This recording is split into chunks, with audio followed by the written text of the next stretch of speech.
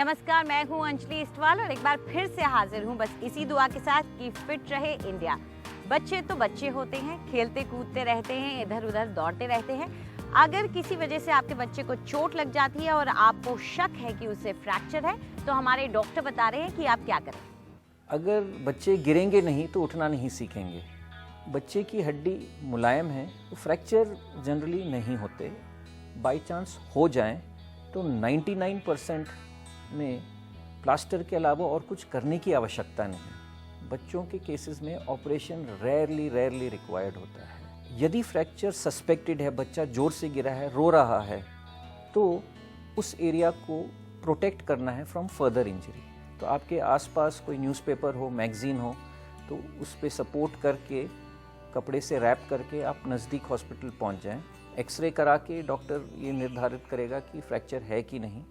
कई बार फ्रैक्चर ना भी हो तो बेनिफिट ऑफ डाउट को देते हुए कि बच्चे नॉटी होते हैं, बदमाशी कर लेंगे, एक कच्चा प्लास्टर का सपोर्ट दे देते हैं to protect from further injury.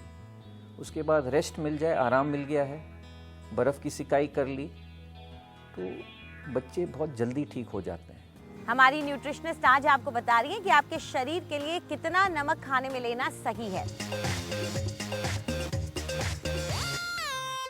Salt पे बात करते हैं, नमक पे। नमक कितनी ज़रूरत है आपको, कितनी आवश्यक है भी कि नहीं है, ये एक बहुत बड़ा क्वेश्चन है। नमक आम तौर पे बहुत अच्छा नहीं होता कंज्यूम करना। थोड़ा सा नमक काफ़ी है आपको पूरे डे सस्टेन करने के लिए। आजकल सर्दियों में पत्तियों वाली सब्ज़ी में ऑटोमेटिकली उसका खुद का इतना नमक होता है कि आपको हल्का या नहीं भी डालने की ज़रूरत होती और वो बाकी सब्जियों के साथ ब्लेंड हो जाता है। तो बॉडी में जितना आप नमक कम करेंगे उतना वाटर रिटेंशन कम होगा आपकी बॉडी में, उतना बीपी में फ़ायदा होगा आपको, उतनी ही आपकी किडनी हेल्थ एनहांस होगी और उतना ही बॉडी सेल्यूलर फंक्शन पे काम करेगी। हम लोग आम तौर पे देखते हैं कि खाने में तो जो नमक रहता है वो रहता ही है, लेकिन बहुत लोगों को हैबिट होती है अपने सैलड्स पे, अपने दही पे, खाने में अगर नमक हो तो भी ऊपर से नमक डालने की। तो ये सब प्रैक्टिसेस अगर हम कम करते हैं ऊपर से नमक डालने की, तो भी काफ़ी हद तक हम अपना नमक का कंजम्पशन कम करने में सफल हो जाते हैं। तो ऊपर से डालने की आदत को आज से आप बंद कर दीजिए और कम से कम नमक खाने की कोशिश करिए। और आइए दिखाते हैं क्या सिखा रही हैं आज हमारी योगा एक्सपर्ट। नमस्कार, आज जो मुद्रा करने जा रहे हैं वो है वरुण मुद्रा। इस मुद्रा से आपको ड्राइनेस आपकी बॉडी में कम होती है। उसके अलावा अगर आपकी बॉडी में एक्ने या ब्लेमिशेस ये चीज़ें हैं तो वो कम हो जाता है। ये स्किन को और भी ब्यूटिफाई करता है, फेशियल फीचर्स को भी क्लियर करता है। तो इस मुद्रा में आपने एक चीज़ का ध्यान भी देना है कि अगर आपको अस्थमा है तो इसको ज़्यादा देर के लिए ना करें। गर्मी के मौसम में इसको ज़्यादा देर के लिए होल्ड ना करें। तो अब हम देखेंगे मुद्रा कैसे करनी है और विंटर्स में फ़ायदेमंद है। तो आप इसको 10 मिनट तक ज़रूर करें अगर कर सके तो। इस मुद्रा में अब हम 2 फिंगर्स के टिप्स को टच करेंगे, वो है आपकी रिंग फिंगर और पिंकी सबसे छोटी। तो लास्ट 2 फिंगर्स और थंब, इनको अब हम टच करेंगे और बाकी फिंगर्स को हम सीधा रखेंगे। इसी तरीके से दूसरे हाथ में और अपनी नीज़ पे ये हम हैंड्स को प्लेस करेंगे। यहाँ पे बस आप अपनी ब्रेथ को वॉच करेंगे, नॉर्मल ब्रेथ रखना है और जो भी चेंजेस होने हैं बॉडी में होने दीजिए अगले 10 मिनट तक।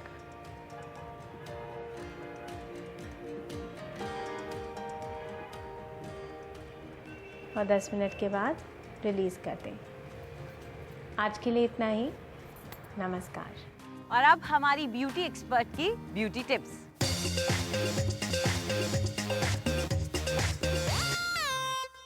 नमस्कार। सर्दियों के आने से पोल्यूशन लेवल्स बढ़ जाते हैं। मैंने देखा है कि ज़्यादातर 80% लोग जिनसे मैं मिलती हूँ उनको या तो गले में खिचखिच या खांसी या नाक बंद की समस्या होने लगती है। पहले बहुत साल पहले जब मैं विदेश में रहती थी और जब भी हम वापस दिल्ली आते थे तो सर्दियों के टाइम पे काढ़ा यानी कि जड़ी बूटियों से बनके चाय, इसको आप हर्बल टी आजकल ये नई लैंग्वेज में भी बोल सकते हैं, अक्सर पिया जाता था। इसके मेन इंग्रेडिएंट्स जो है वो कैसे बनाते हैं और आपकी खांसी ज़ुकाम को कैसे दूर करा जाए वो मैं आज आपको बताने जा रही हूँ। इसके लिए बेसिक इंग्रेडिएंट्स जो चाहिए वो है मुलहट्टी, which is also known as liquorice in English, दालचीनी यानी कि सिनेमन, मोटी इलायची जिसको आप अच्छी तरह कूट के इसके बीज निकालेंगे, छोटी इलायची और अदरक। इसके अलावा अगर आपके पास तुलसी के ताज़े पत्ते हों तो आप इसमें तुलसी के ताज़े पत्ते, और जिन लोगों को सौंफ का टेस्ट अच्छा लगता हो आप इसमें थोड़ी सी सौंफ भी डाल सकते हैं। अदरक को अच्छी तरह आप कद्दूकस कर लें, एक अप्रॉक्सीमेटली 1 टीस्पून, और कद्दूकस इसलिए क्योंकि उसका जो सत है वो तब निकलेगा जब उसकी जूस अच्छी तरह निकल पाएंगे। मुलहट्टी आपको चाहिए होगा कम से कम ऐसे पीस 5-6, 3 इलायची बड़ी, 2 छोटी इलायची और 2 से 3 चम्मच या 2 से 3 पीस दालचीनी। इसको आप सब 1 लीटर पानी में डाल दीजिएगा और ढक के धीमी आंच पे आपने पकाना है जब तक ये लिक्विड आधा ना हो जाए। पक के जब ये आधा हो जाएगा आप इसको छान लीजिए और दिन में 2 बार गर्म पीजिए। ध्यान में ये रहे कि इसको पीने के बाद कम से कम आधा पौना घंटा आपने और कुछ ना खाना है और ना पीना है, और आप देखिए कि 3 से 4 दिन में ही आपकी जो खड़खड़ खांसी है वो एकदम गायब हो जाएगी। सी यू टुमारो।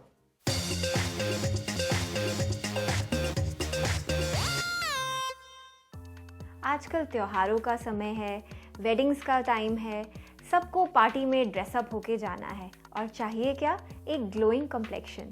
तो चलिए देखते हैं कि कैसे आप अपनी फाउंडेशन के साथ एक इल्यूमिनेटर मिक्स करके एक ग्लोइंग कम्प्लेक्शन पा सकती हैं। सबसे पहले जानते हैं कि इल्यूमिनेटर क्या होता है। इल्यूमिनेटर एक पर्ली या गोल्ड कलर का शिमरी प्रोडक्ट होता है। इसका टेक्सचर थोड़ा सा सिल्वरिश या गोल्डनिश होगा, प्लस ये लाइट को रिफ्लेक्ट करता है। पर इसे हम अकेले स्किन पर इस तरह नहीं लगा सकते, इसे मिक्स करना पड़ता है एक फाउंडेशन के साथ और फिर इसकी एप्लीकेशन करी जाती है। लिक्विड फाउंडेशन लेकर के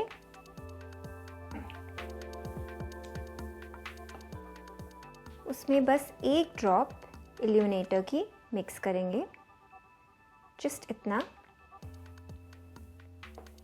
इसको फिंगर से ब्लेंड कर लेंगे अच्छी तरह से।